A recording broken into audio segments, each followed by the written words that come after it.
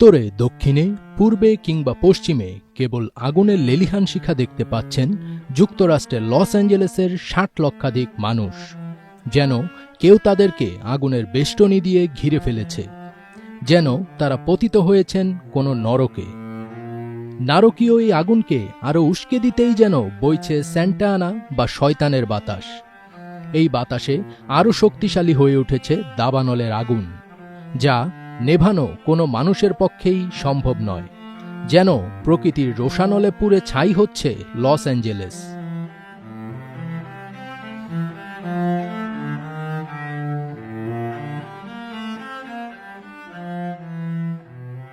শক্তিশালী বাতাসের কারণে যুক্তরাষ্ট্রের ক্যালিফোর্নিয়ায় ভয়াবহ দাবানল নিয়ন্ত্রণে আনার চেষ্টায় হিমশিম অবস্থা অগ্নি নির্বাপন কর্মীদের। তার মধ্যেই আগুন আরও ভয়াবহ হয়ে ওঠার পূর্বাভাস দিয়েছেন আবহাওয়াবিদরা। স্যান্টা আনা বাতাস ক্রমেই শক্তিশালী ঝোড়ো বাতাস হয়ে উঠতে থাকায় দক্ষিণ ক্যালিফোর্নিয়ার বিস্তীর্ণ এলাকা এবং লস অ্যাঞ্জেলেস কাউন্টির বাইরের কয়েকটি স্থানেও আগুনের গুরুতর হুমকির মুখে পড়েছে ৬০ লাখেরও বেশি মানুষ।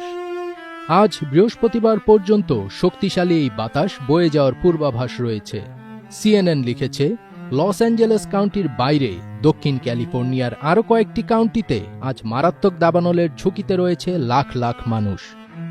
কয়েকদিন ধরে চলতে থাকা দাবানলে মৃতের সংখ্যা এরই মধ্যে ২৫ জনে দাঁড়িয়েছে।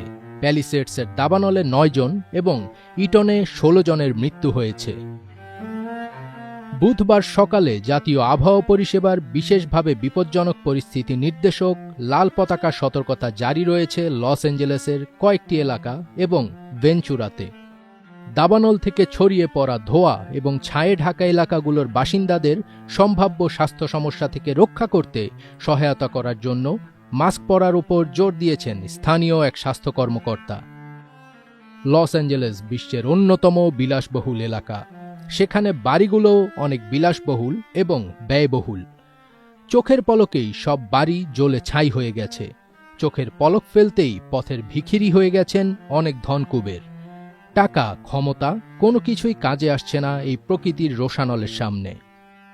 শহরের কেন্দ্রস্থলের উত্তর পশ্চিমের একটি এলাকায় চরম আগুনের ঝুঁকি সম্পর্কে সতর্ক করেছেন পূর্বাভাস দানকারীরা।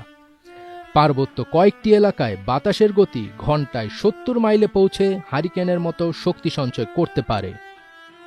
বাতাসের গতিবেগের এই বৃদ্ধিতে বাকি ৪টি দাবানল আরও বাড়িয়ে তোলার ঝুঁকি রয়েছে, যে দাবানলগুলো কয়েকদিনে আপাত শান্ত অবস্থার মধ্যে কিছুটা নিয়ন্ত্রণে নিয়ে আসতে পেরেছিল দমকল কর্মীরা।